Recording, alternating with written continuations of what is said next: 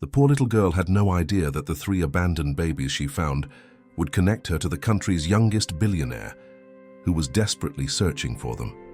Before we dive into the story, drop a comment below and let us know where you're watching from. And if you believe that one child can make a difference in the world, hit that like button right now.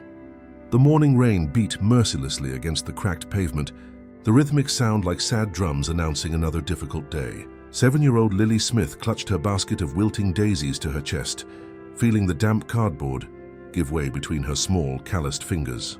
The smell of wet earth and dying flowers mixed with the acrid odor of city pollution. Her worn-out sneakers splashed through puddles as she walked down Elm Street, the same route she had walked every day for the past 2 years, ever since Mrs. Gable from St. Jude's Children's Home had given up looking for her. "Flowers, pretty flowers for your love," Lily called out, her tiny voice barely a whisper over the roar of morning traffic. Today felt different. The usual businessmen, rushing to catch their trains, seemed more distracted, whispering urgently into their phones and clutching newspapers with headlines she couldn't read. A man in a grey suit hurried past her so fast he nearly knocked her over, not even noticing her minuscule presence. Lily's stomach rumbled so loudly she placed a hand over it, as if she could silence it. Yesterday's cold sandwich was the last thing she had eaten. She needed to sell at least 3 bouquets today to buy something more substantial than the saltine crackers she had been rationing all week. As she turned the corner towards City Park, where she usually had better luck with the Sunday families, something caught her eye. There, partially hidden behind the large oak tree near the stone fountain, was an elegant wicker basket covered with a cream-colored blanket that looked far too expensive to be abandoned. Curiosity overcame her usual caution. Lily approached slowly, her heart pounding so hard she could feel it in her throat.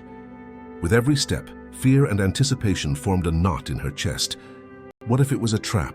The basket was larger than anything she had ever seen, ornately woven with intricate patterns that reminded her of the fancy shops on Fifth Avenue where she was never welcome. But then she heard a soft whimper, then another and another. Her hands trembling like leaves in the wind, Lily carefully lifted the corner of the blanket. What she saw made her gasp and nearly drop her basket of flowers. 3 tiny faces looked up at her, identical baby boys with the brightest, most piercing blue eyes she had ever seen. The blue was almost supernatural, like the sky on a cloudless winter day. They couldn't have been more than a few months old. Dressed in clothes that probably cost more than she could make in a year, tiny Egyptian cotton onesies with mother-of-pearl buttons. "Oh my God," she whispered, kneeling beside the basket, the cold concrete seeping through her torn jeans. "Where's your mommy?" The babies looked healthy but hungry. One of them, the one that seemed to have an extra furrow between his eyebrows, was starting to cry louder, his little face scrunching up in a way Lily recognized as the prelude to a full-blown wail. Lily looked around frantically, hoping to see desperate parents searching nearby. But the park was empty, except for an elderly jogger in the distance, who hadn't noticed anything unusual on this grey Monday morning. If you're already feeling your heart ache for these abandoned little babies, leave a heart in the comments. This story is going to touch your soul in ways you can't even imagine. A piece of paper was tucked under one of the blankets. Lily carefully pulled it out, but her limited reading skills could only make out a few words. Safe, love, and what looked like never. The paper had a soft scent, like lavender mixed with something Lily didn't recognize, perhaps the smell of wealth. 20 minutes passed, then 30. No one came. The crying grew louder, reverberating through the nearly deserted park, echoing the pain of abandonment that Lily knew all too well. The crying baby's face was now as red as a ripe tomato, large tears streaming down his chubby cheeks. Lily's heart broke thinking of these beautiful babies being left all alone. She thought of her own memories of abandonment, the cold nights under overpasses, the hunger that twisted her insides like a cruel fist, the constant fear that no one would ever care again. "I won't let that happen to you," she whispered fiercely, surprising herself with the determination in her voice. The sound came out of her throat like a small but powerful roar, the promise of a miniature lioness. If you're already rooting for Lily, hit the like button to give her strength on this incredible journey. No one can imagine what's coming next. Making a decision that would change everything, Lily carefully lifted the heavy basket. Her thin arms strained under the weight, but love gave her a strength she didn't know she possessed. The basket's leather handle cut into her palms, but she barely felt the pain. As she struggled toward the abandoned warehouse she called home, sweating under the weight of her newfound responsibility, Lily had no idea that just 12 blocks away, 30-year-old Ethan Hayes was offering a $10 million reward for any information about his missing sons. His anguished face was on every TV screen in the city, his blue eyes, identical to the baby's, red from crying and sleepless nights. Behind Lily, hidden in the park's shadows, someone watched her every move and smiled coldly. The hunt was just beginning, and the hunter wasn't who Lily imagined. The abandoned warehouse Lily called home had never felt so small or so vulnerable. The dim light filtering through the grimy windows illuminated the cold concrete space.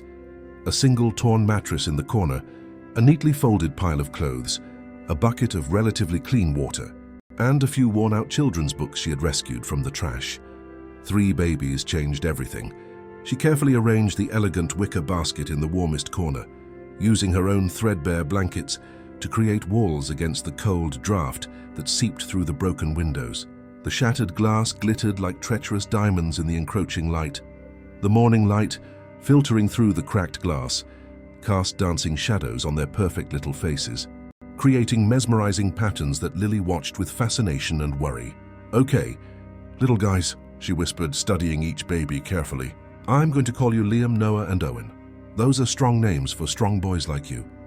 Liam seemed to be the natural leader, always the first to cry when he was hungry, the first to smile when he was content. His bright blue eyes followed Lily's every move with an intelligence that seemed far beyond his few months of life. Noah was quieter, more observant, content to watch the world around him with those same stunning blue eyes, but with a gentleness that reminded Lily of peaceful mornings when she managed to sleep without being woken by sirens or street fights. Owen had the strongest grip and would clutch Lily's finger with such force that she wondered if he somehow understood that she was all they had in this scary world. His tiny fingers were surprisingly warm against her always cold skin, but strong names didn't solve immediate problems. The babies were hungry, crying in a harmony that echoed off the warehouse walls, a concert of need that Lily felt powerless to meet. Lily had exactly $4.37 to her name, money she'd earned selling wilting daisies to hurried strangers who tossed coins into her basket without ever meeting her eyes. And baby formula cost more than she had ever spent on anything in her short life. She ventured to Mr. Kim's grocery store, 3 blocks away, her heart racing with every step like a frightened bird trying to escape its ribcage. Leaving the babies alone even for 10 minutes felt like abandoning them. The thought made her stomach churn with guilt and fear, bile rising in her throat. What if someone heard them crying? What if they got cold? What if they needed her? These questions hammered in her mind with every hurried step over the uneven asphalt. The grocery store seemed impossibly bright after the dimness of the warehouse, the fluorescent lights making her head ache.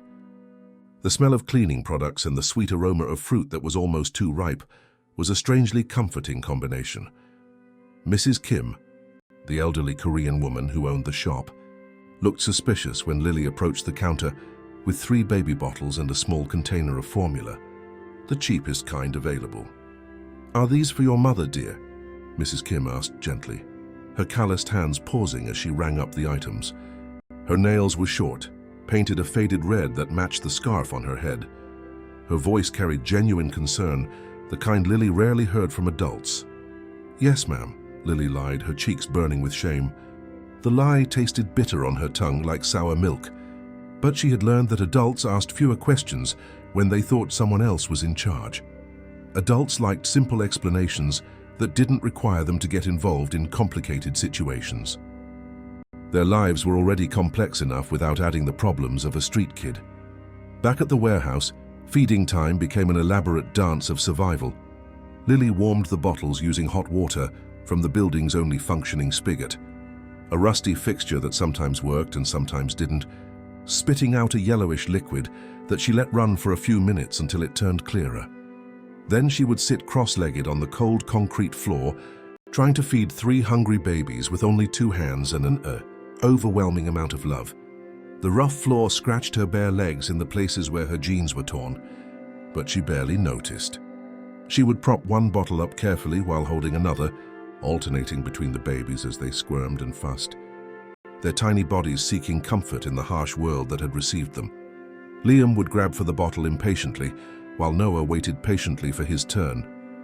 And Owen would watch her face intently, as if memorizing her every expression, every tired smile, every furrow of worry. "There you go, my sweet boy," she would murmur to each one, her voice melodic like a makeshift lullaby. "Drink up, you need to grow big and strong."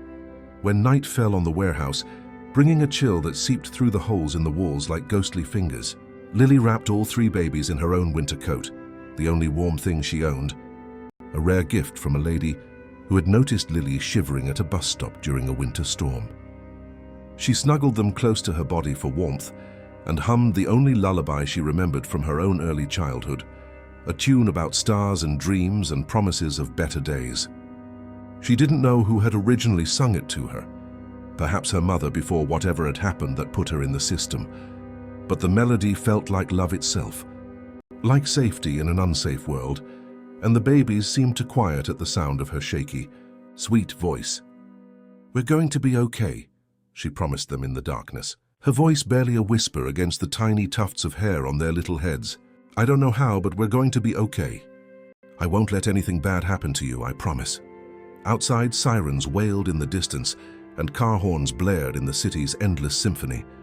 But inside her makeshift home, Lily couldn't shake the feeling that her peaceful moment was borrowed time, that somewhere out there someone was looking for these beautiful boys, and that her little family's time together might be running out faster than she could imagine.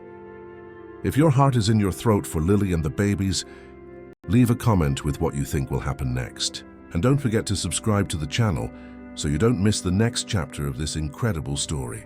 Ethan Hayes stood in his penthouse office on the 42nd floor of the Millennium Tower, staring out at the city skyline through floor-to-ceiling windows that usually made him feel powerful and in control. Today the view mocked him with its indifferent vastness. The grey sky mirrored his despair. Somewhere in that labyrinth of buildings, his sons were missing, and all his wealth and influence felt utterly useless, like paper money in a fire. 8 hours. His sons had been missing for exactly 48 hours, and every minute felt like a lifetime of torture. He hadn't slept, had barely eaten, and had consumed enough coffee to fuel a small army. The bitter taste of the drink lingered on his tongue like a constant reminder of his powerlessness. His usually impeccable appearance was in disarray. His $5,000 suit was wrinkled. His perfectly styled hair fell across his forehead in messy strands, his face shadowed with a stubble that itched uncomfortably. "Sir, the FBI wants to update you on the investigation," his assistant, Amanda, said softly from the doorway. She had been with him for 6 years and had never seen him so broken. Her boss's usual composure was in tatters, like a fine suit exposed to a violent storm. "Agent Morrison is waiting in the conference room." Ethan didn't turn around. He couldn't bear to see the pity in anyone's eyes, not Amanda's, not the FBI agents, not the dozens of security experts who had been working around the clock. Pity was like a mirror reflecting his own helplessness. Tell me they have something, anything, a lead, a sighting, a goddamn candy wrapper that could point us in the right direction. Amanda's silence was answer enough. The air conditioner hummed softly, the only reply to his desperate pleas. The kidnappers had made no contact, no ransom demands, no threats. "It's unusual, sir." Unusual. That was the word that haunted Ethan's every waking moment. When someone took the children of one of the richest men in the country, a man who controlled shipping firms, real estate empires, and tech companies across 3 states, they typically wanted money, mountains of it. The silence was more terrifying than any ransom demand could have been. The not knowing was a monster that fed on his deepest fears, growing stronger with every passing hour. Ethan thought of Claire, his ex-wife, now lying unconscious in the intensive care unit at St. Michael's Hospital. The doctors had induced a medical coma after the crash that was supposed to kill his entire family. The antiseptic smell of the hospital was still in his nostrils, lingering like a bad memory. Claire had been driving the kids to their music class when the truck ran them off the road. The same people who had orchestrated that crash, carefully planned to look like a tragic accident, had somehow taken his boys from the wreckage. The official report said the children's bodies were never found in the river. The unofficial truth Ethan had paid dearly to uncover was that someone had pulled them from the car before it sank. Someone with a plan. "Sir," Amanda's voice cut through his dark thoughts. "Time is running out." Ethan took a deep breath, feeling the air fill his lungs painfully. "Get Detective Miller on the private line and call every television station in the city, CNN, Fox News, NBC, all the local affiliates. I want to make an announcement." An hour later, Ethan stood before a wall of cameras in the lobby of Hayes Holdings headquarters. The prepared speech his PR team had written lay forgotten on the mahogany podium as he faced the media circus and spoke directly from his shattered heart. "Someone out there has my sons," he began, his voice raw with emotion. The camera lights were merciless, highlighting every line of worry on his face. 3 baby boys, 3 identical twins just 4 months old. They are innocent, they are perfect, and they need to come home. He paused, gathering strength from somewhere deep inside himself, like a diver searching for one last breath before submerging again. "They have the most beautiful blue eyes you've ever seen, and they giggle when you sing to them. Liam has a strawberry birthmark on his left ankle. Noah is always the first to fall asleep during bedtime stories. And Owen," his voice cracked slightly, "Owen has the strongest grip of any baby I've ever known. When he holds your finger, it's like he's holding on to life itself." The cameras captured every emotion as Ethan continued, his usual businesslike composure completely abandoned, like a shell that no longer served its purpose. "I'm offering a $10 million reward for information that leads to their safe return. No questions asked. I don't care who took them or why. I just want my sons home where they belong. If you're emotional over this story, comment below what you would do in Ethan's shoes. Your opinion matters to us, and we'd love to know how you would handle this impossible situation." Behind the cameras, in the crowd of reporters and onlookers, someone smiled coldly and quietly slipped away from the chaos. The man adjusted his perfectly tailored Italian suit and stepped into a waiting black sedan with tinted windows. The game was getting much more interesting by the hour, and the stakes had just gotten significantly higher. 3 days of caring for 3 babies on her own were taking a toll on Lily's small body. Her arms ached constantly from lifting infants, her back protested with spasms that made her bite her lip to keep from crying, and blisters were forming on her hands from warming bottles. Her fingers were chapped and red from the constant contact with water and makeshift soap. She slept in awkward positions on the hard warehouse floor, always with at least one baby nestled against her chest, the other 2 shielded by the warmth of her small body.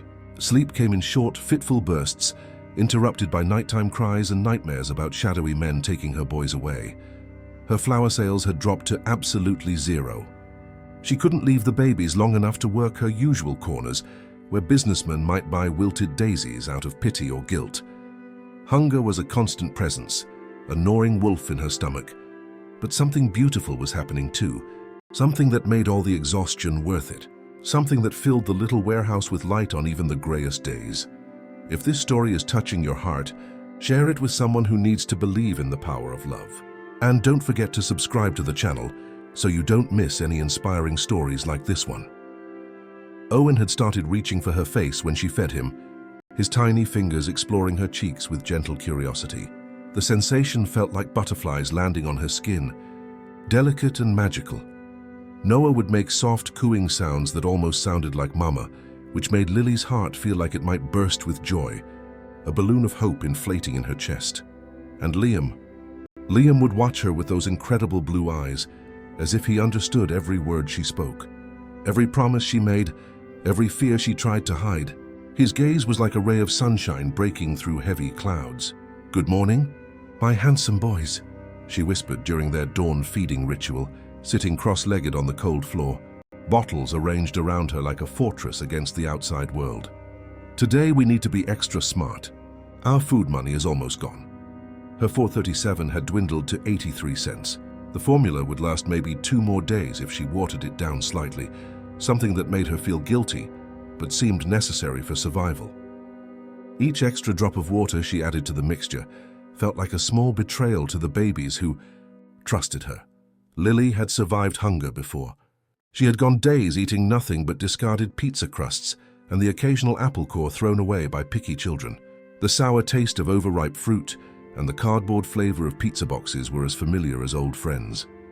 But watching babies cry from empty stomachs was unbearable, in a way that made her chest tighten with panic, as if invisible ropes were closing around her ribs. That's when she remembered Mrs. Peterson. Mrs. Peterson lived in the red, brick apartment building directly across from the warehouse and had always been kind to Lily. She was elderly, lived alone with 3 fat cats, and often sat on her fire escape, feeding stray animals with patience and kindness. The smell of her cinnamon cookies often wafted through her open window, torturing Lily with promises of comfort that seemed forever out of reach. Mrs. Peterson had given Lily hot chocolate once during a particularly brutal winter storm, asking no questions about why a small child was wandering the streets alone. Her gnarled hands had held the steaming mug with the same gentle firmness that Lily now used to hold the babies. Lily spent an hour cleaning the babies and herself as best she could with cold water and paper towels she'd found in the warehouse bathroom. The frigid water made her fingers ache, but she scrubbed every tiny digit and fold of skin with dedication. She combed her tangled hair with her fingers until the knots gave way under her determination, and wiped the babies' faces until they looked presentable, their rosy cheeks glowing like little peaches. Her heart pounded like a drum as she carefully carried them across the busy street, praying that Mrs. Peterson would be home and willing to help. The combined weight of the 3 babies made her arms tremble with exhaustion, but she refused to give up. "Lily, my goodness, child, I was just wondering where you disappeared to these last few days." Mrs. Peterson's eyes widened dramatically when she saw the babies nestled in Lily's arms. The smell of fresh coffee and homemade bread escaped the apartment, making Lily's stomach rumble audibly. My heavens, where did these little angels come from? "Please don't call anyone," Lily said quickly, the words tumbling out in a rush of desperation. "They're my responsibility now. I found them, abandoned and scared, and I couldn't just leave them. But I need help. I don't know what I'm doing." Something in Lily's voice, perhaps the fierce protectiveness mixed with genuine terror, must have convinced Mrs. Peterson, because instead of asking hard questions or reaching for the phone, she simply opened her door wider and ushered them inside, the warmth from the apartment enveloping Lily like a long-needed hug. "Come in, dear. Let's get these little ones fed properly and figure out what's what." Mrs. Peterson's apartment was warm and smelled like cookies and lavender air freshener. The sweet floral scent made Lily's eyes well up with inexplicable tears. Photographs in silver frames covered the walls, memories of a long and well-lived life. Mrs. Peterson moved with surprising efficiency for someone in her 70s, warming bottles to the perfect temperature, and settling the babies into makeshift beds using soft sofa cushions and clean dish towels that smelled of fabric softener and safety. Her 3 cats, Mr. Whiskers, Princess and Fat Tony, watched the proceedings with typical feline curiosity, their yellow eyes blinking slowly as they assessed the noisy new visitors, but they kept their distance, their tails twitching lazily.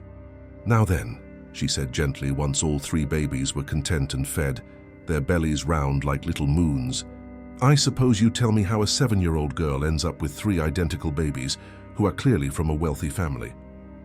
Lily told her everything, finding them in the park that Friday, the expensive basket, the mysterious note she still couldn't quite read, the way no one had come looking for them in the obvious places. Her voice trembled occasionally, but the warmth of the apartment and Mrs. Peterson's kindness encouraged her to continue. Mrs. Peterson listened without judgment, occasionally asking gentle questions that helped Lily remember details she had forgotten in her panic. The soft ticking of the wall clock marked the passing time. While outside the window, the city continued its frantic routine, oblivious to the drama unfolding in the small apartment. "Child, these babies, they're no ordinary foundlings," Mrs. Peterson said finally, studying their fine clothes and the obvious quality of everything they were left with. Her fingers stroked the soft fabric of the blanket, assessing its worth with experienced eyes. "Someone very rich is missing these children, someone with enough money to be looking everywhere. Does that mean I have to give them back?" Lily asked, tears threatening to spill down her cheeks. The thought of losing Liam, Noah, and Owen felt like having her heart ripped out with bare hands. Mrs. Peterson was quiet for a long moment, studying Lily's face with wise eyes that had seen decades of life's complications. The wrinkles on her face were like a map of experiences, each line telling a story of joy or sorrow. It means, sweet child, that we need to be very, very careful about what we do next. If you think the story is about to take a surprising turn, leave your prediction in the comments. What's coming next will leave you breathless. The announcement of the $10 million reward changed everything overnight. Within hours of the press conference, Ethan Hayes' phone lines were flooded with hundreds of tips from all over the country.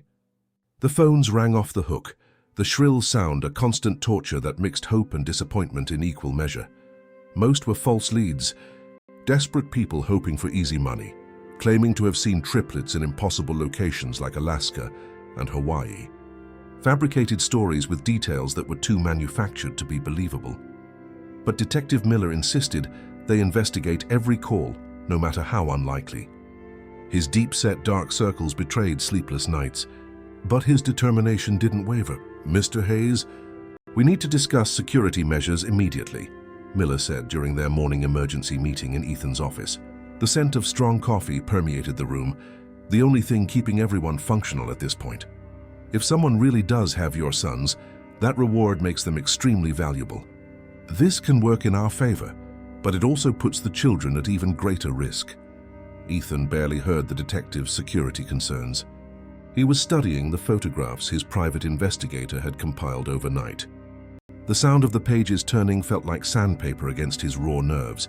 Every possible location where someone could hide 3 infants in the metropolitan area, abandoned buildings, homeless encampments, rundown motels, even suburban houses where neighbors might not ask questions about crying babies.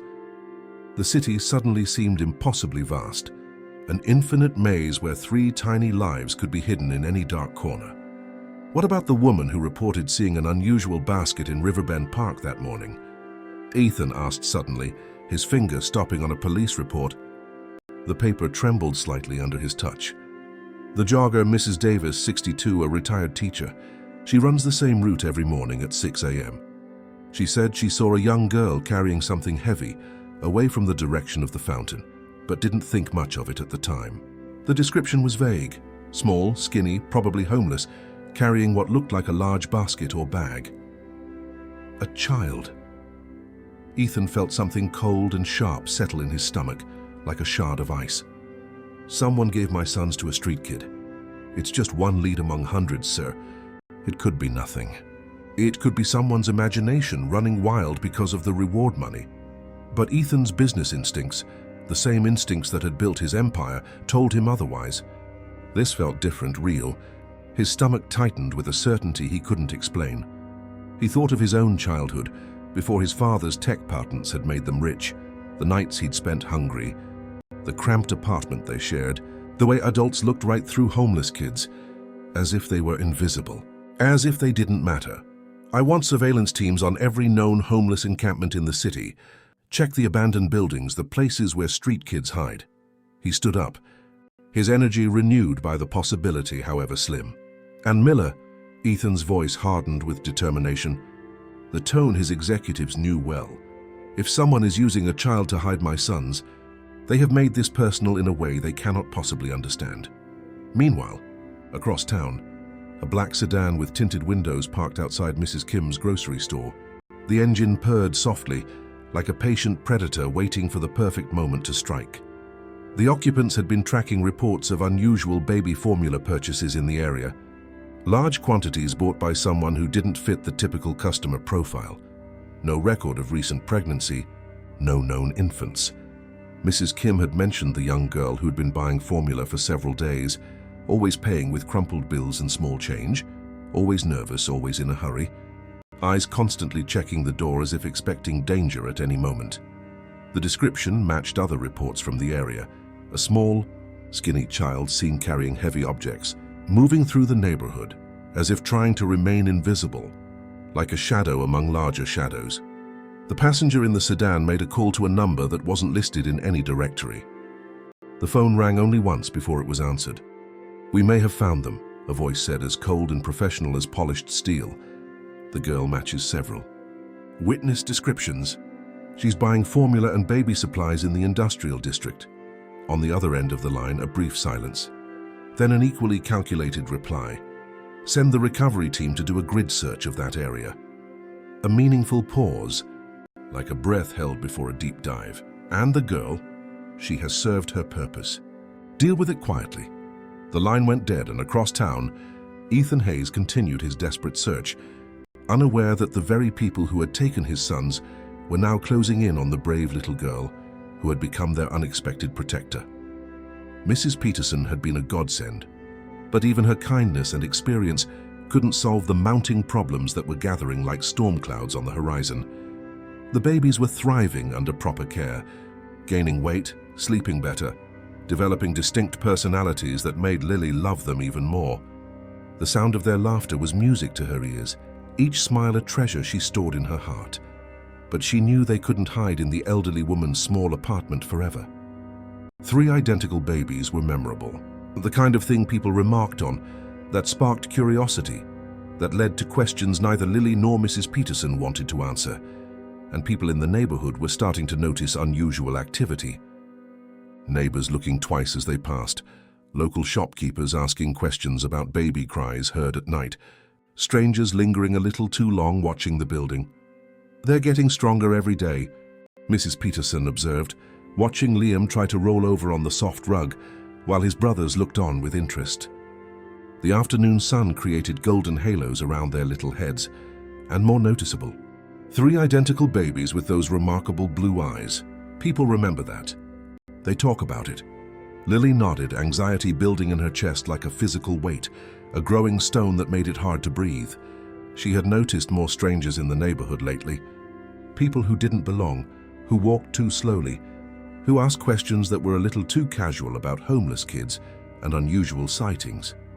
Men in suits who claimed to be social workers but didn't carry the right ID. The glint of their cufflinks and expensive watches belying their claims. Women who said they were from child services but asked strange questions about baby formula purchases, their eyes a little too calculating to be genuine caseworkers. "Mrs. Peterson, what if their real family are bad people?" Lily had been struggling with this question for days, the words heavy on her tongue. What if that's why someone left them in the park? The older woman was quiet for a moment, her calloused hands gently stroking Noah as he dozed peacefully in her lap. The ticking of the clock on the wall marked the time slipping away from them. "Sometimes, child, families are complicated. People make mistakes or circumstances force impossible choices." Her voice carried the weight of her own memories, untold stories that Lily could only imagine. "But these babies, look at their clothes, their health before you found them. The expensive basket they were left in. Someone loved them very much and wanted them to be found by someone who would care." That afternoon, while Mrs. Peterson napped in her recliner, the sound of her slow breathing mingling with the contented purr of Mr. Whiskers, and the babies slept peacefully in their makeshift nursery, Lily decided to venture out for supplies. They needed more formula, more diapers, and Mrs. Peterson was running low on the special baby soap. She had insisted on buying, a gentle kind with chamomile, extract that left the babies smelling like summer fields and safety. Lily had made it 3 blocks from the grocery store when she noticed the man following her. He was trying to be subtle, staying half a block behind, pretending to look in shop windows while keeping her in his sights. But Lily had developed keen instincts for danger during her time on the streets. She could feel eyes on her back like tiny needles piercing her skin. When she ducked suddenly down an alley between 2 buildings, he quickened his pace, the sound of his expensive shoes on the pavement like a warning. When she doubled back toward the main street, he was speaking urgently into a phone, his eyes never leaving her small figure. Panic flooded her system like ice water. Her heart hammered so hard she could hear it in her ears, drowning out the sounds of the city around her. Without thinking clearly, she ran. The man chased her through the maze of downtown streets, but Lily knew every shortcut, every hiding place, every fire escape and basement entrance that could provide sanctuary. The metallic taste of fear filled her mouth as she sprinted, her lungs burning with the effort. She dove into a subway entrance, weaved through crowds of afternoon commuters, and finally lost him in the chaos of the business district, where hundreds of people moved in different directions, a human current that carried her away from immediate danger. When she arrived back at Mrs. Peterson's building 40 minutes later, breathless and terrified, she saw something that made her blood run cold. A black sedan was parked directly outside, the same kind of car she'd noticed tailing her days before. The tinted windows reflected the setting sun, hiding the occupants, but not the danger they represented. Through Mrs. Peterson's third-floor window, she could see silhouettes, tall figures, that were definitely not the elderly woman. Strangers were in their safe haven near her babies and she couldn't reach them. Lily's hands trembled violently as she realized the terrible truth. Someone knew about the babies. They had been found and they were dangerously close. From the shadows across the street, hidden behind a dumpster in the alley, she watched and waited, her heart breaking as she heard one of her boys crying from inside the apartment where she couldn't reach them. Liam's cry. She knew it was Liam, because he always cried the loudest when he was scared or hungry. His particular wail, one she had learned to recognize like a mother, would recognize her own child's specific call among 1,000 others. The hunt had finally found them, and Lily had never felt more helpless or alone in her entire short life. Do you think Lily will be able to save the babies? Leave your answer in the comments and hit the notification bell to find out what happens next. This is just the tip of the iceberg of this incredible story. Lily crouched behind the dumpster for what felt like hours, watching the black sedan and listening to her babies cry inside Mrs. Peterson's apartment. Every sob was like a knife in her heart. The smell of garbage and standing water around her was nauseating, but she barely noticed, her entire focus on the drama unfolding above. Rats occasionally scurried near her feet, their tiny claws scratching the concrete, but not even that distracted her from her desperate vigil. Every instinct screamed at her to run up there and protect them, but she knew walking into that trap wouldn't help anyone. The sound of Liam's terrified screams cut through her like broken glass, and she had to bite her own hand to keep from crying out in response, the taste of dirt and blood mixing on her tongue. The autumn evening was growing colder, Lily's thin jacket providing little protection from the wind whipping through the alley. The temperature dropped along with the sun, bringing a bone-deep dampness that seemed to reach into her very marrow. Her stomach cramped with hunger. She hadn't eaten anything since yesterday's shared sandwich with Mrs. Peterson, but the physical discomfort meant nothing compared to the agony of hearing her boys in danger. As darkness fell completely, she saw them carry Mrs. Peterson out on a stretcher. The elderly woman looked unconscious but breathing, her grey hair disheveled, and a visible bandage on her forehead. The clean white a stark contrast to dark stains Lily prayed wasn't blood. Lily's heart clenched with guilt. Mrs. Peterson was hurt because she tried to help them, because she showed kindness to a homeless child and 3 mysterious babies, another person who suffered because of her, for entering her complicated and dangerous life. Then came the moment that changed everything. Through the apartment window, illuminated by the harsh fluorescent light, she saw a tall man in a dark suit, holding Liam roughly by his tiny body. The baby was only in his diaper, his vulnerable little frame shivering in the apartment's cold air. Even from across the street, she could hear her little boy's terrified screams, the sound piercing the night like an alarm siren. She could see how the man was treating Liam like cargo instead of a precious, fragile child who needed gentleness and love. The man's movements were impatient, professional, devoid of any recognition that he was dealing with a human being. His gestures were mechanical, as if he were handling a package instead of a life. When Liam continued to cry, the man gave him a slight shake, muttering something Lily couldn't hear but whose tone was unmistakably threatening. Liam's cries grew even more desperate, his little face contorted in pure terror. That's when Lily noticed something the kidnappers had missed in their urgency. Mrs. Peterson's fire escape was on the backside of the building, hidden from their view by the architecture of the old brick structure. The elderly woman had pointed it out to Lily days before. Mentioning it was how she'd escaped a kitchen fire years ago when her husband was still alive and they were younger. "Always have an escape route, little one," she'd said with a conspiratorial smile. "Life has ways of cornering us when we least expect it." Lily waited until she saw 2 of the men drive away in a separate car, presumably taking Mrs. Peterson somewhere, hopefully to a hospital where she could get help. Though Lily feared they had darker intentions, that left at least 2 still in the apartment with her babies. Not great odds for a 7-year-old girl, but better than facing a full team of armed professionals. She slipped through the alley behind the building, using skills she'd developed over 2 years of avoiding detection by police, social workers, and the occasional predator who saw homeless children as easy targets. Her small, agile body was an advantage now, allowing her to move through spaces adults wouldn't even notice. The fire escape was old and rusty, but structurally sound. Lily climbed it with practiced silence, her bare feet finding purchase on the metal grating, despite the cold that made her toes numb and the rust that scraped her skin like coarse sandpaper. Mrs. Peterson's bedroom window was unlocked. The elderly woman had mentioned she never worried about third-floor burglars, saying anyone athletic enough to climb that high probably needed whatever they could steal more than she did. Inside, Lily could hear voices from the living room, cold and businesslike, cutting through the air like sharp blades. The boss wants them moved tonight. The Hayes reward is bringing too much police and media attention. What about the girl? She's seen our faces, she knows about the operation.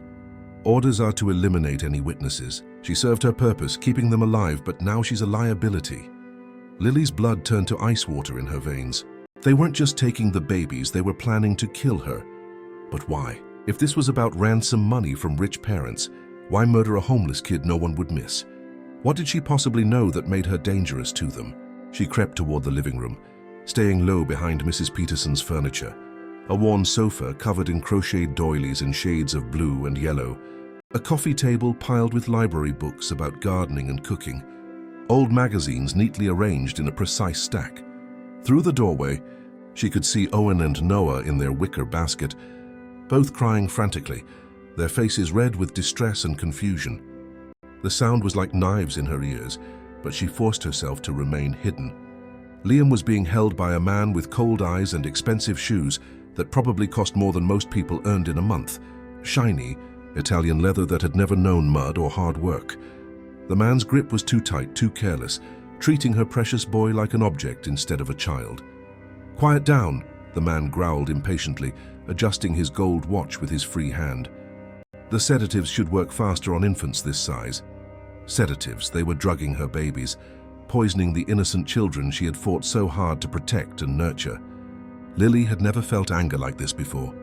It burned through her small body like liquid fire, making her forget the fear, forget the impossible odds, forget everything except protecting the children she loved more than her own life. These men had hurt Mrs. Peterson, terrified her babies, and were now planning to drug them and kill her. The injustice of it all made something shift inside her, a transformation from prey to predator.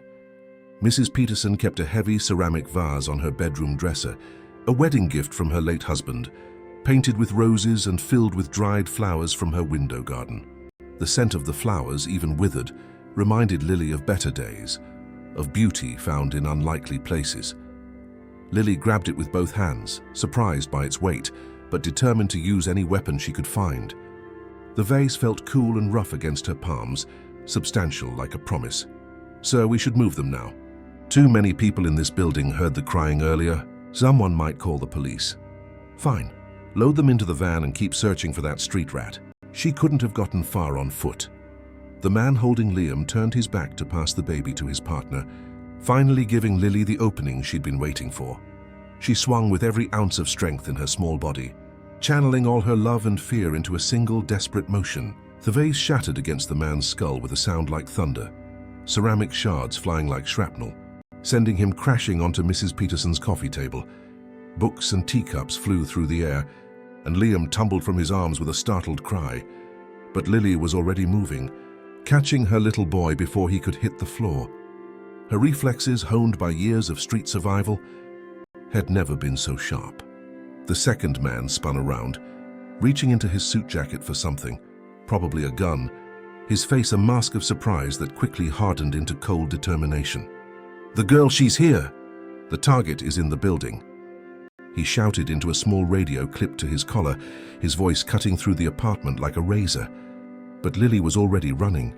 She grabbed the basket holding Owen and Noah with her free arm and scrambled for the bedroom window, her heart pounding so hard she could hear it over everything else. a war drum in her ears. "Stop right now or I'll shoot!" The man yelled, but Lily didn't look back. Gunshots exploded behind her as Lily dove through the window onto the fire escape. Glass shattered around her like deadly rain, and a bullet whizzed past her head, close enough that she felt the displacement of air, the soft whistle like a whisper of death. But she kept moving, clutching all 3 babies as she descended the metal steps with desperate speed, her bare feet finding purchase where adults would have slipped and fallen. She hit the alley running, her skinny legs carrying her and the babies, toward the labyrinth of downtown streets where she knew every hiding place, every shortcut, every escape route that might save their lives. Behind her, she heard car doors slam and engines rev with urgency. Tires squealed against the asphalt, and voices shouted orders in code. The light from powerful flashlights began to sweep the alley, like luminous fingers trying to grab her. The chase was on, and this time, it was life or death for all of them. If your heart is racing as much as ours is, smash that like button for Lily to give her strength in this desperate escape. You won't believe what's coming next.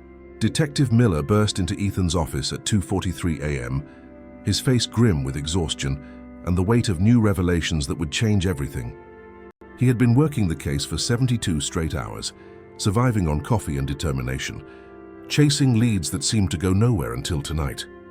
The scent of his cheap cologne mixed with sweat and hospital disinfectant preceded his arrival, an odor Ethan had already come to associate with bad news and dashed hopes.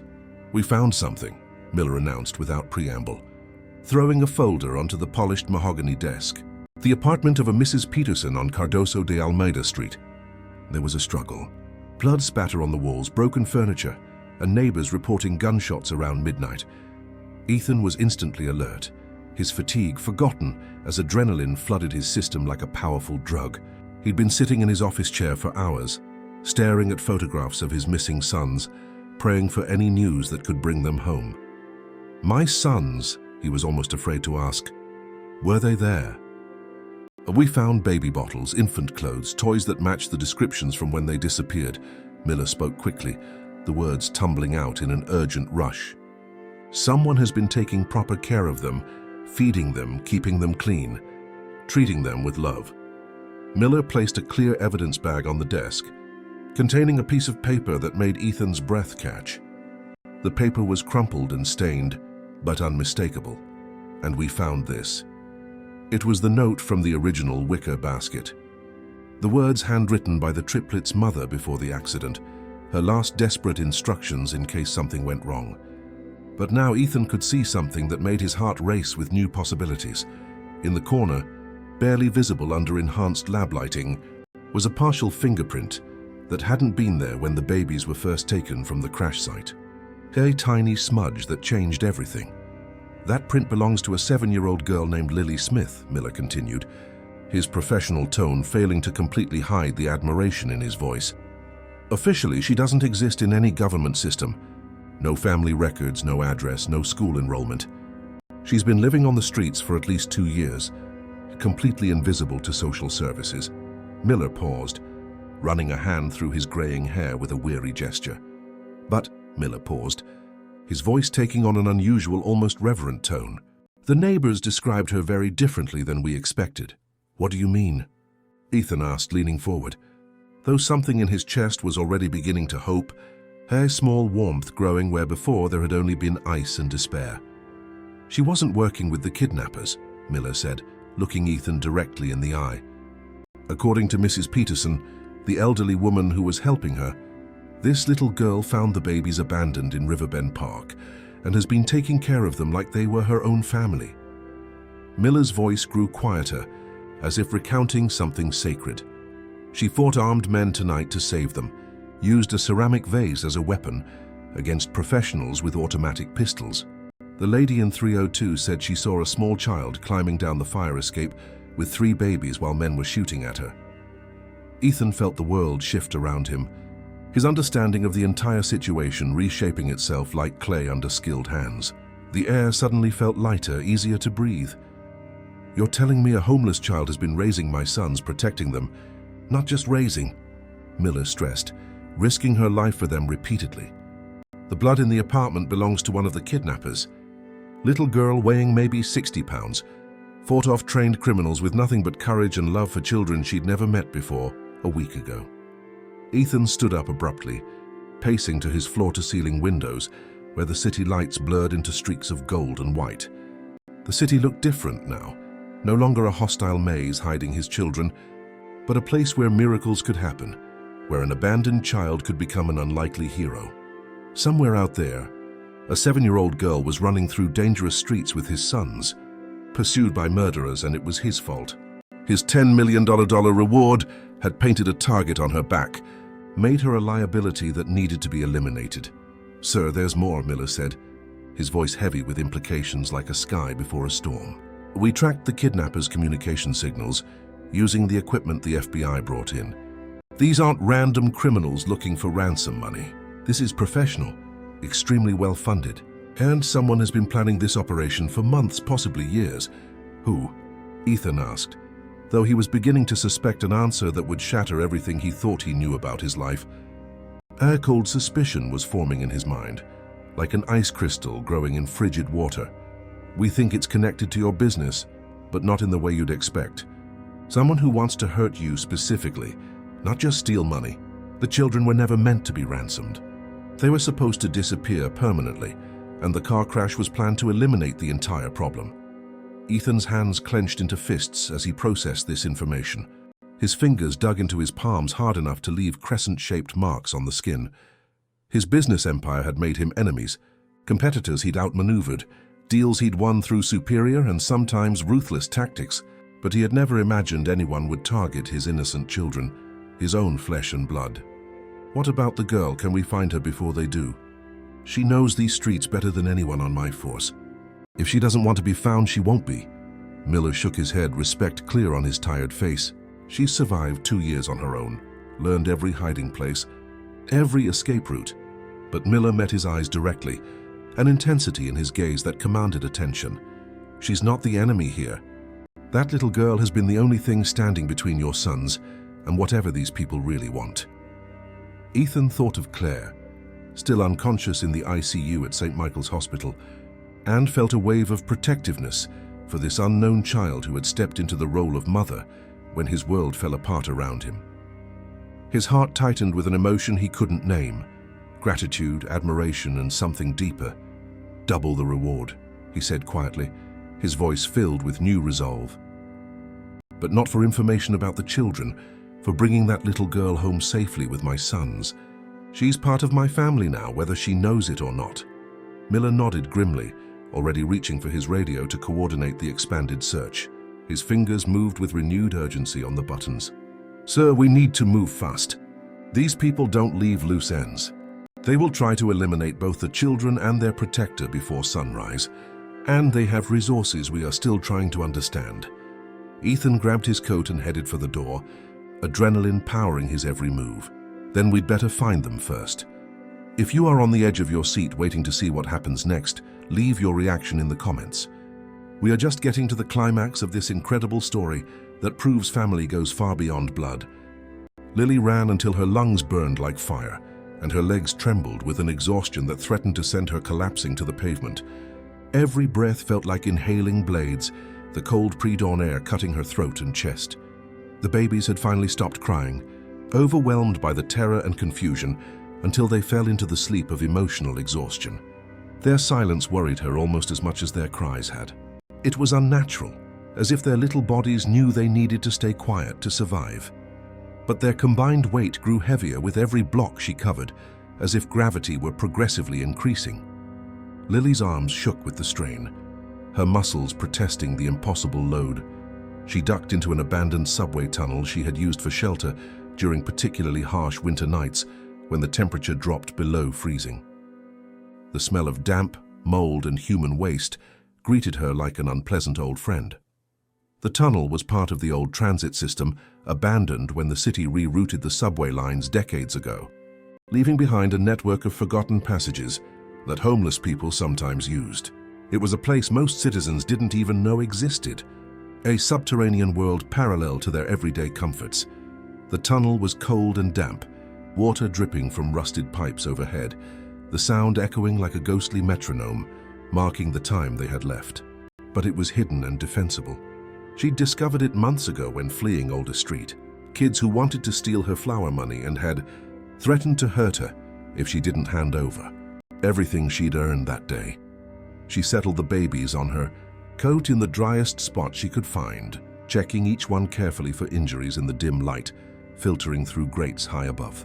The bluish gloom gave the babies an almost ethereal appearance, like little beings from another world. Liam had a tiny cut on his forehead from the struggle in Mrs. Peterson's apartment, a thin line of red against his pale skin, but otherwise they seemed physically unharmed. Lily dabbed the wound gently with the hem of her t-shirt, whispering words of comfort. Owen and Noah clutched her fingers when she offered them, their faces trusting, despite everything they had endured. Their blue eyes blinked sleepily in the darkness, like earthbound stars only Lily could see. "I'm so sorry," she whispered to them, her voice echoing off the concrete walls. "I tried to keep you safe, but I made everything worse. Mrs. Peterson is hurt because of me. You're in danger because I couldn't figure out how to protect you properly." A single tear traced a clean path down her dirty cheek. She wiped it away quickly, determined to be strong for them. The sound of footsteps echoed from the tunnel entrance, multiple sets moving with a coordination that spoke of military or police training. Expensive boots on concrete, a methodical rhythm that sent shivers down Lily's spine. Lily's heart hammered against her ribs as she scooped up the babies and moved deeper into the darkness, toward a maintenance exit she had mapped out during her initial exploration of the tunnel system. Her movements were silent as a cat, years on the street having taught her how to move without making a sound. "I know you're in here." "The little girl," a voice called out, cold and professional, echoing off the walls with a metallic quality that made it even more menacing. "We just want the children. Hand them over to us and you can walk away. No one has to get hurt." Lily knew they were lying. She had heard them planning to kill her in Mrs. Peterson's apartment. These were not people who left living witnesses, especially witnesses who could identify them to the police. She kept moving, feeling her way along the tunnel wall with one hand while clutching the basket with the other. Her bare feet, silent on the wet concrete, moved with the precision of someone who had learned that making noise could mean death. You can't run forever, and you're just making this harder for everyone involved. Those babies need proper medical care, proper food. You're in over your head. The voice had an almost reasonable tone, as if trying to persuade a co-worker on a business decision, not threatening a terrified child.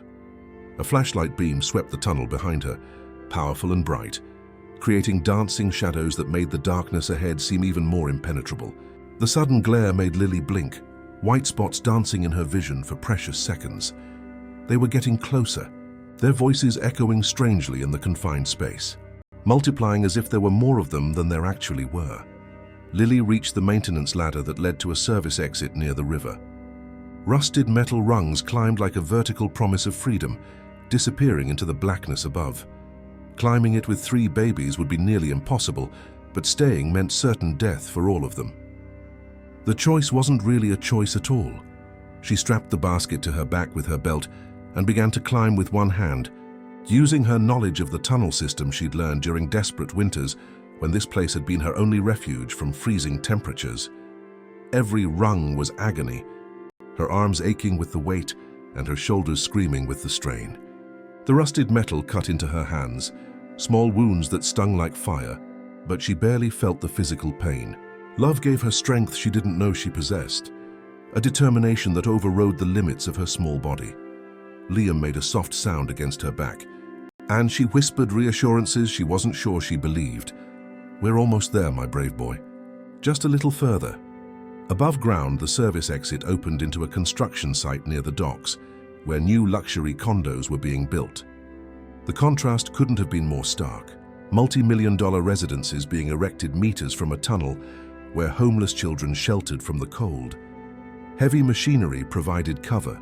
Bulldozers, cement mixers, crane equipment that cast long shadows in the streetlight. The smell of fresh concrete and newly dug earth permeated the air, mixing with the salty breeze from the nearby river. But Lily knew this area was too open for long-term hiding. With sunrise approaching, she would soon be exposed, too visible to remain safe. She needed a plan that would keep them safe until daylight, when surely the police would find them. Or when the men in suits found them first. That's when she saw the police cars arriving at the tunnel entrance behind her, lights flashing silently, creating patterns of blue and red against the concrete walls. But these were not regular patrol units. The officers moved with military precision, wearing tactical gear that suggested SWAT or FBI involvement.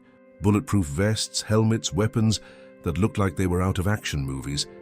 Someone else was hunting the hunters, which meant either rescue or an even more dangerous situation. Lily had no way of knowing who was on her side, if anyone was.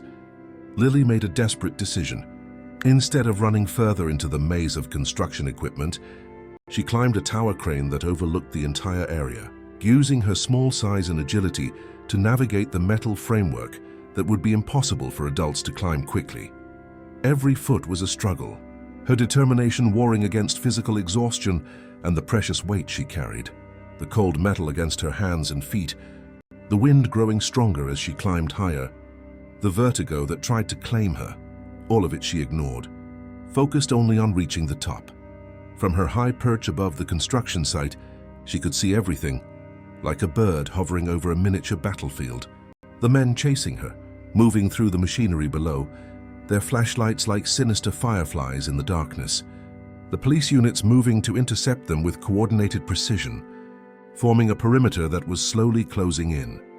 In the distance, more black cars arrived from multiple directions, like ants converging on a drop of spilled honey. But she also saw something that made her heart stop completely. A man in an expensive coat was walking directly toward the construction site, flanked by police officers, but clearly in command of the operation. His bearing was that of someone used to being obeyed. His orders followed without question. Even from this distance, she could see his determination, his desperation, the way he moved like someone whose entire world depended on what happened in the next few minutes. His face, illuminated by car headlights, showed lines of worry that couldn't be faked. This had to be their father, the man whose children she had been protecting without knowing his name, whose sons she had fed and sung to sleep and loved like her own brothers. The same blue eyes, the same strong chin, the same expressions she had begun to recognize in the babies. Liam started to fuss softly, and Lily realized they were all cold and hungry. Her little family was running out of time, and the final confrontation was hurtling toward them like a freight train, carrying everyone's fate. Below, gunfire erupted as two forces collided in the darkness, muzzle flashes lighting up the construction site like deadly fireworks. The sound of automatic weapons was deafening, echoing between the half-finished buildings and ripping through Lily's small body like physical waves. And Lily held her babies closer, praying that the sunrise would bring safety instead of tragedy for all of them. The sky was beginning to lighten in the east, a pale blue replacing the night's velvet black. A new promise or just another day of struggle? The shootout below lasted only minutes, but to Lily, perched on the crane with 3 babies, it felt like hours of unending terror. Muzzle flashes lit up the construction site like deadly fireworks, and the sound of automatic weapons echoed off the concrete and steel structures. Each shot made the babies startle in their sleep, tiny tremors that broke Lily's heart. When the gunfire finally stopped, she could see still figures on the ground, and others with their hands raised in surrender, bodies like discarded dolls, thrown into positions living people would never willingly assume. The police had won this round, but her relief was short-lived, as she realized the true complexity of her situation was only beginning to unfold. "Lily Smith," a voice called from below, amplified by a police bullhorn that made her name echo across the construction site, as if the city itself were calling for her. "This is Detective Miller with the city police. We know you're up there, and we know you've been protecting these children. You're not in trouble. We're here to help you and bring you home safely." Lily peered over the edge of the crane, studying the scene below with the careful attention to detail that had kept her alive on the streets. Her heart hammered so hard she feared it might wake the babies. The man in the expensive coat was looking right up at her, his face illuminated by the powerful floodlights of the construction site. Even from this distance, she could see he had the same remarkable blue eyes as the babies she'd been caring for, the same shade of winter sky, the same piercing intensity. "My name is Ethan Hayes," the man called out, his voice carrying clearly in the night air, thick with an emotion that sounded genuine, not rehearsed. "Those are my sons you've been taking care of. I want to thank you for keeping them safe when I couldn't. You have been braver than anyone should ever have to be." Lily's grip tightened on the babies, her heart racing with conflicting emotions that swirled inside her like a whirlpool. This was the moment she had been both dreading and hoping for, returning them to their real family, losing the only love she had ever known. The thought was like a fist squeezing her heart, but something felt wrong about the whole situation. If Ethan Hayes was their father, and these were police, why had armed men been hunting them? Why had someone tried to kill Mrs. Peterson? Why did the world seem determined to hurt 3 innocent babies? That's when Detective Miller said something that changed everything she thought she understood. "Lily, the men who have been chasing you tonight, they don't work for Mr. Hayes. They work for someone who has been trying to hurt his family, someone who orchestrated the car crash that was supposed to kill these children and their mother." A new voice cut through the night air, smooth, familiar in a way that made Lily's skin crawl, and chilling in its casual authority. How disappointing. I was hoping this would be resolved more discreetly, without involving so many witnesses and complications. Lily looked down to see an older, well-dressed man stepping out of a black limousine she hadn't noticed arriving during the shootout. His suit looked like it was worth more than everything Lily had ever seen in her life, every detail screaming power and wealth. Even in the dim light, she could see the resemblance to Ethan Hayes.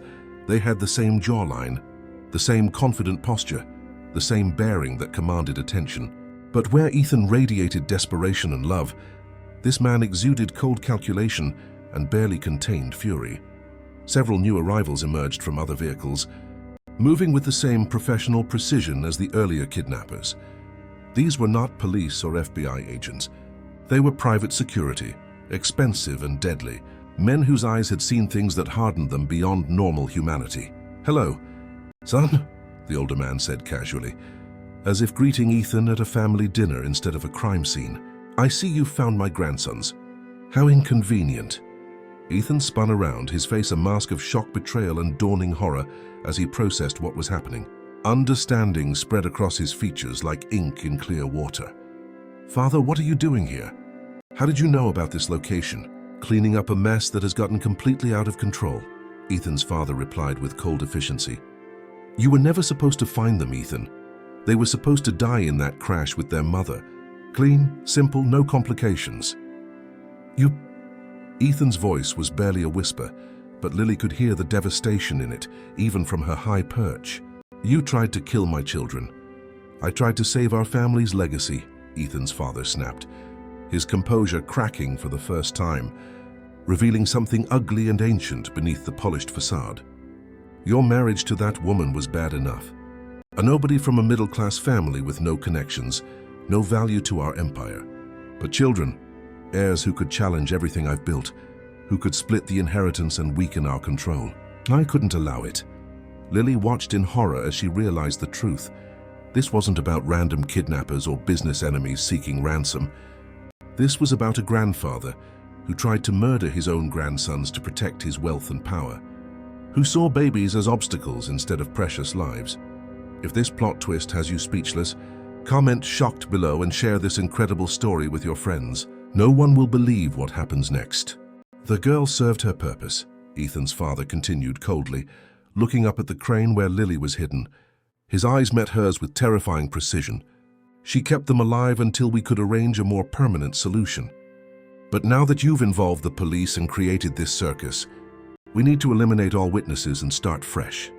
"You're insane," Ethan said, stepping away from his father with obvious revulsion, as if physical proximity were contamination. "They are innocent babies. They are your own blood, your grandsons. They are obstacles to our family's continued dominance, nothing more."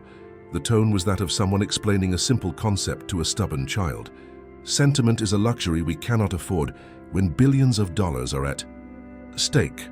Ethan's father raised his hand, and his men began to move toward the crane with military coordination, fanning out like a black, relentless wave. But Ethan was already running, shouting up at Lily with desperate urgency. "Jump! I'll catch you, trust me. I won't let anything happen to you or my sons." Lily looked down at the babies in her arms, Liam stirring restlessly, his little fist against her chest as if he felt her racing heart. Noah sleeping peacefully, oblivious to the drama around him. Owen clutching her finger with surprising strength, as if he understood they were at a pivotal moment.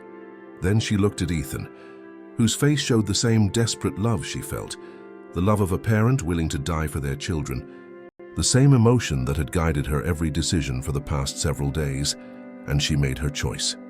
She leaped into the darkness, trusting a stranger, because love recognizes love, carrying 3 babies toward either salvation or disaster. The wind whistled in her ears during the eternal seconds of freefall, the world moving in slow motion around her. Ethan caught Lily and the babies in a collision that knocked the wind out of them both, but his strong arms absorbed the impact and kept them safe. The smell of his expensive cologne and bitter coffee enveloped Lily like a promise as they tumbled to the hard ground together, his body acting as a shield to protect her and the babies. The construction site erupted into chaos around them as police sirens wailed from every direction and backup units swarmed the area with coordinated precision. Lights, sirens, shouting, a symphony of urgency and confrontation. "Are they hurt?" Ethan asked frantically, his hands trembling as he checked his sons with desperate tenderness, gentle fingers probing every inch of them. "Are you hurt? Did anyone hurt you?" Lily stared at him in wonder, hardly able to believe what she was seeing. This powerful, rich man, whose face she had seen on billboards and in newspaper photographs, was crying as he looked at his children. His relief and love were so overwhelming she could feel it radiating from him like physical heat. "They're okay," she whispered, her voice hoarse from fear and exhaustion. "I kept them safe. I promised them I would. And I did." "You did more than that," Ethan said, his voice thick with emotion, as he looked between his sons and the brave little girl who had protected them. "You saved their lives. You risked everything for children you didn't even know. And you loved them when I couldn't be there to do it." Detective Miller approached cautiously, his weapon still drawn as he scanned for any remaining threats among the construction equipment. The shadows danced on the unfinished concrete walls, creating potential hiding places with every movement. Ethan's father's men had dissolved into the night with professional efficiency, but everyone knew they would regroup and come back. Patient predators, waiting for the right moment to strike again. "Sir, we need to get them out of here immediately," Miller said grimly, sweat beading on his forehead despite the pre-dawn chill. "Your father's men are regrouping, and we don't know how many resources he has at his disposal. This was just the first engagement."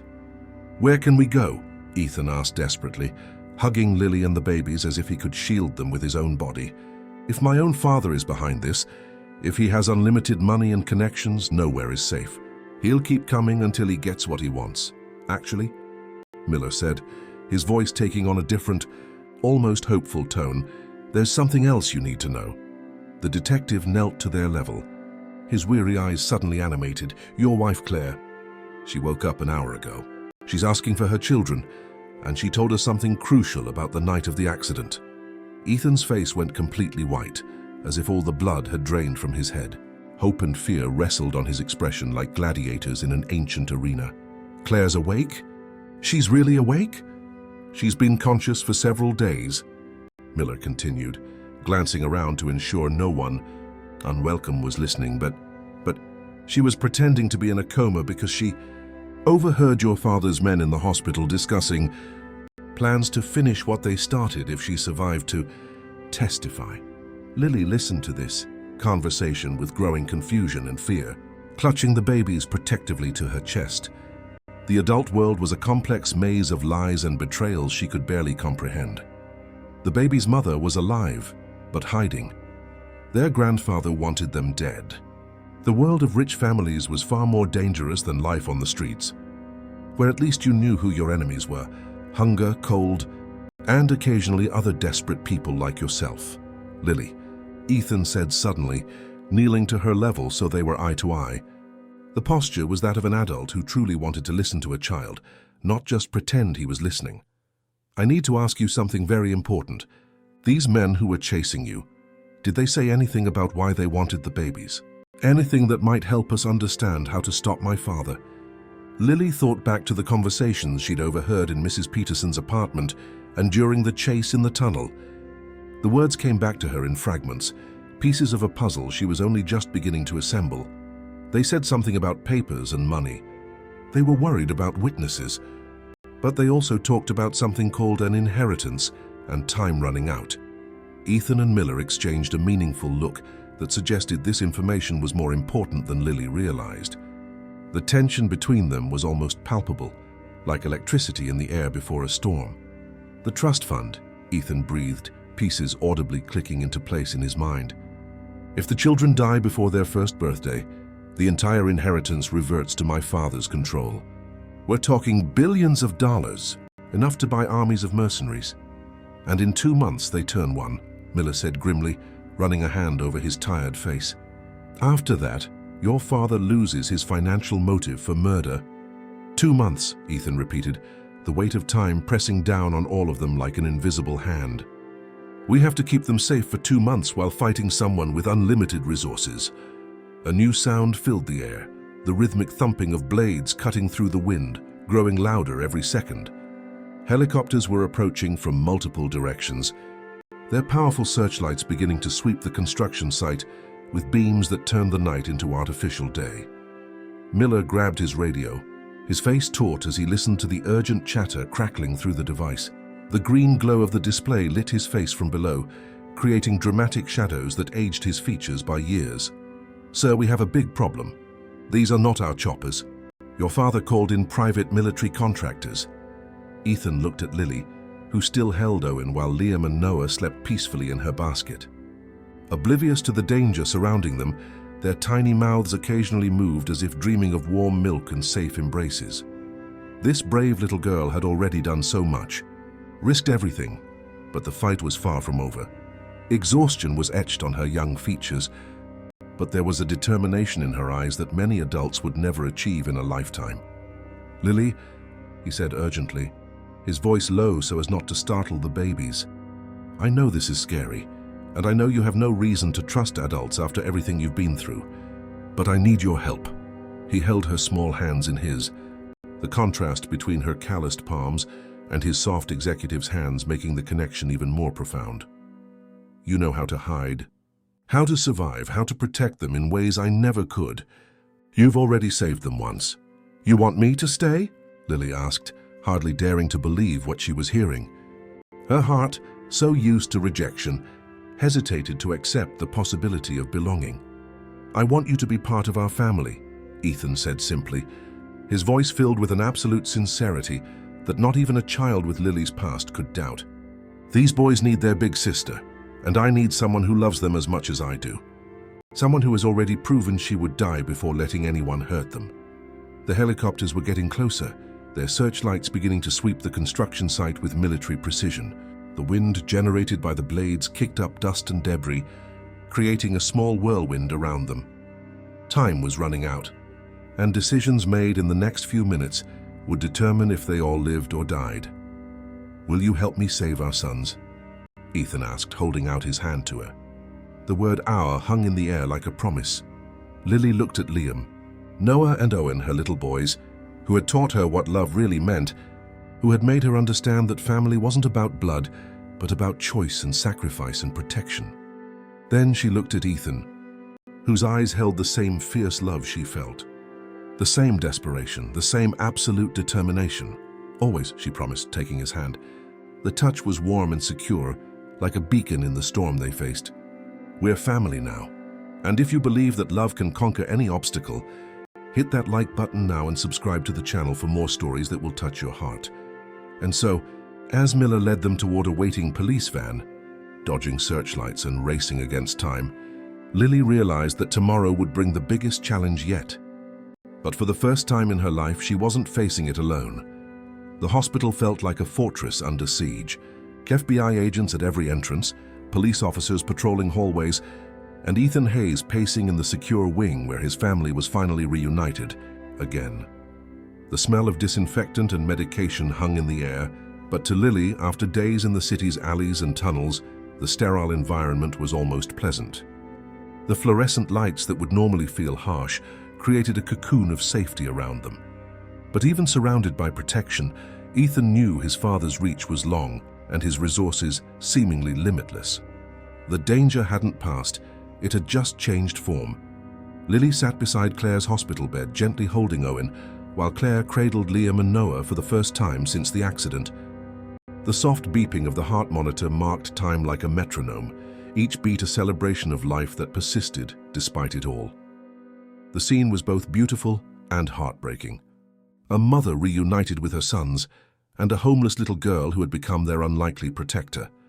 Claire was younger than Lily expected, her face still pale from her long hospital stay, but her eyes shone with intelligence and strength.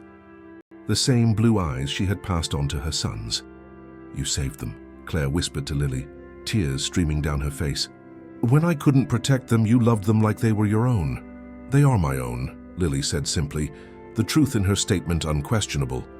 "Family isn't just blood. It's who you choose to protect." Claire reached out and took Lily's small hand, the warmth of her touch like a balm for years of loneliness. "Then you're my daughter now. These boys need the big sister who kept them safe when no one else could." Ethan felt his heart swell with gratitude for this incredible child who had taught them what real family meant.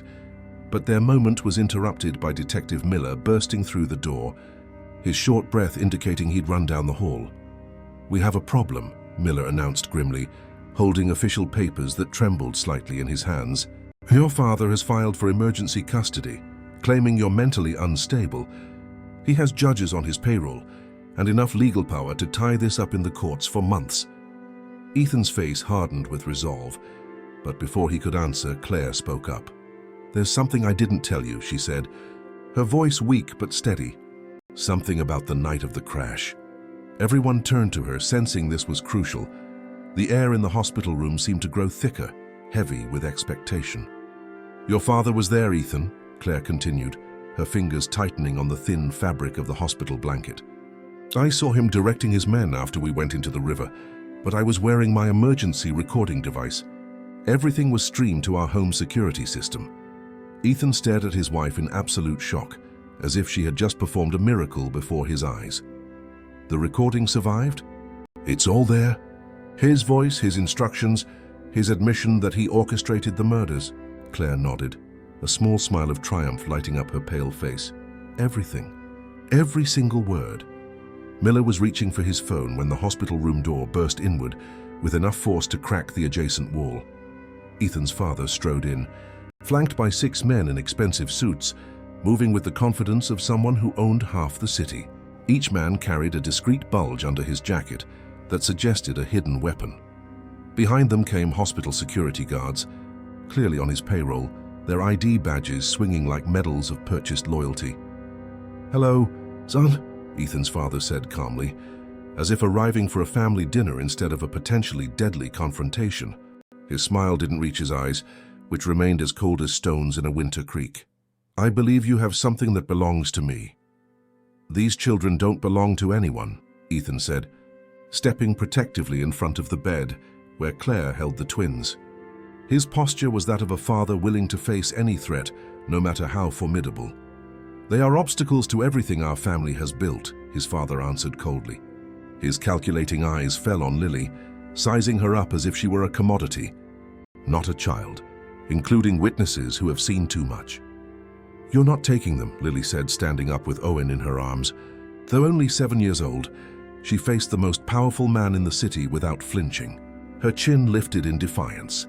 The babies, sensing the tension, began to fuss, small whimpers of discomfort escaping their mouths. "I won't let you hurt them."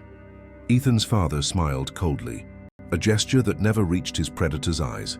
"Touching but ultimately useless. The law is on my side, and the law is just another commodity one can purchase when one has sufficient resources." That's when Claire pressed a button on her phone, hidden under the hospital blankets. The sound of a recording filled the room, echoing off the sterile white walls.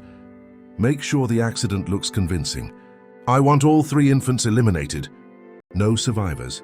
If Claire or Ethan escape, finish the job at the hospital. I can't have grandsons splitting the inheritance. Everything must revert to me when the trust's deadline expires." The voice of Ethan's father, unmistakable and damning, filled the room with its calculated cruelty. Crystal clear audio of his confession, giving orders to kill his own grandchildren. His admission of orchestrating the car crash. His discussion of eliminating witnesses. As his voice filled the room, his face drained of all color, twisting into a mask of pure fury. "You recorded me," he said, his composed mask finally falling like a torn veil. "That's forgery. Inadmissible." "The FBI is downloading copies as we speak," Claire replied, her voice growing stronger with every word. Authenticated and verified by 3 independent audio labs. Miller smiled grimly as federal agents burst through every entrance, guns drawn, orders shouted. The controlled chaos of a well-executed police operation took over the room. The Hayes Holdings Board of Directors received copies 10 minutes ago, as did the district attorney and every major news network. Ethan watched as his father was surrounded, his empire crumbling in real time. News alerts flooded phones all over the room, the sound of simultaneous notifications creating a digital cacophony.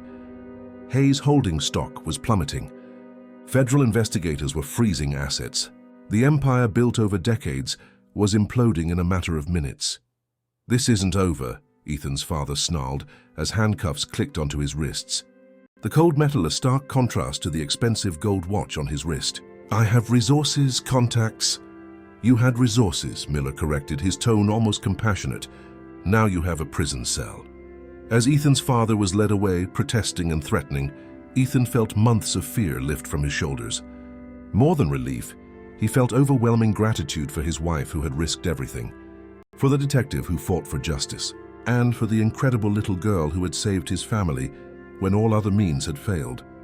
6 months later, Ethan sat in his garden, the spring sun warming his face as he watched Lily teach her brothers how to walk on the soft grass. The toddler's laughter filled the air like music, the most precious sound he had ever heard.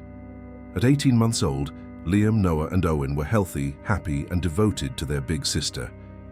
Liam always followed her like a shadow. Noah would bring her little flowers, and Owen still held her finger with that strong grip that had become his signature. The adoption process had been surprisingly simple. With Ethan's father facing multiple counts of attempted murder, conspiracy, and financial fraud, the legal roadblocks had vanished like fog in the strong sun. Claire joined Ethan on the wooden bench, her recovery complete and her joy untouched by fear. The trauma still came in waves for all of them, but together they could face it day by day. "Do you think she knows how much she means to us?" Claire asked, watching Lily laugh as Owen took his first independent steps, his little arms outstretched for balance. "She's learning," Ethan replied, watching his family with a contentment he never imagined possible. "She's never had a real family before. Trust takes time." "Daddy, Mommy," Lily called out suddenly, using names that made Ethan's heart leap every time he heard them. Owen walked 6 whole steps. Ethan and Claire ran to celebrate with their children, all 4 of them. The grass under their feet, the sun on their faces, the bright future ahead, all the simple things that had almost been lost forever. And Ethan realized that sometimes the most powerful force wasn't money or influence. Sometimes it was just love brave enough to protect what mattered most. Love that a little street girl had demonstrated more clearly than any adult. "We're home," he whispered to his reunited family under the afternoon sun. And for the first time, Ethan Hayes understood what those words really meant. Home wasn't the mansion with state-of-the-art security, or the global investments, or the powerful family name. Home was this circle of love, makeshift and unexpected, that had survived the worst the world could throw at it. If this story touched your heart as much as it touched ours, leave a comment telling us which moment moved you the most. And don't forget to leave a like, subscribe to the channel, and hit the notification bell so you don't miss any incredible stories like this one. Share this with someone who needs to believe that true love always wins, no matter the odds. Until the next story.